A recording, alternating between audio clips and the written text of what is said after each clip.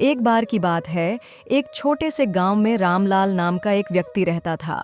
उसे लोग बदमाश सेठ के नाम से जानते थे। रामलाल गांव का सबसे अमीर आदमी था, लेकिन अपनी अमीरी के चलते वह घमंडी और स्वार्थी हो गया था। वह गरीबों का शोषण करता और उनके साथ दुर्व्यवहार करता था। रामलाल का जीवन बस पैसे कमाने और दूसरों को नीचा दिखाने में ही बीतता था। उसका मकान गांव का सबसे बड़ा और आलीशान था। उसकी दौलत के सामने गांव के लोग बेबस महसूस करते थे। लोग उसकी हरकतों से परेशान थे, लेकिन कोई भी उसके खिलाफ आवाज़ उठाने की हिम्मत नहीं करता था। एक दिन गांव में एक साधु महाराज आए। साधु महाराज ने गांव वालों को उपदेश दिया कि धन दौलत से बड़ा परोपकार है। उन्होंने बताया कि सच्ची खुशी दूसरों की सेवा में है। गांव वालों ने साधु महाराज की बातें ध्यान से सुनी, लेकिन बदमाश सेठ को इन बातों में कोई दिलचस्पी नहीं थी। उसने साधु महाराज को भी अपमानित करने की ठानी। रामलाल ने साधु महाराज को घर बुलाया और उनका मजाक उड़ाया। साधु महाराज ने मुस्कुराते हुए कहा, सेठ जी, आपके पास सब कुछ है, लेकिन अगर आप अपने जीवन में दूसरों की मदद नहीं करेंगे तो आपकी दौलत बेकार है।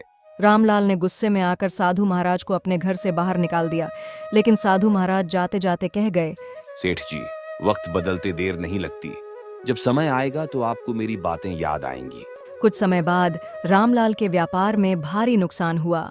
धीरे धीरे उसकी दौलत खत्म होने लगी। जो लोग कभी उसके आगे पीछे घूमते थे, वे अब उससे कतराने लगे। रामलाल का घमंड टूटने लगा। उसने महसूस किया कि उसने जीवन में कभी किसी की मदद नहीं की, इसलिए अब मुश्किल वक्त में कोई उसका साथ नहीं दे रहा। रामलाल को साधु महाराज की बातें याद आईं। उसने अपनी गलती समझी और फैसला किया कि वह अब दूसरों की मदद करेगा। उसने अपने बचे हुए पैसे से गांव में एक स्कूल और अस्पताल बनवाया। वह गांव वालों की मदद करने लगा और उनका दिल जीत लिया। धीरे धीरे रामलाल की छवि बदलने लगी।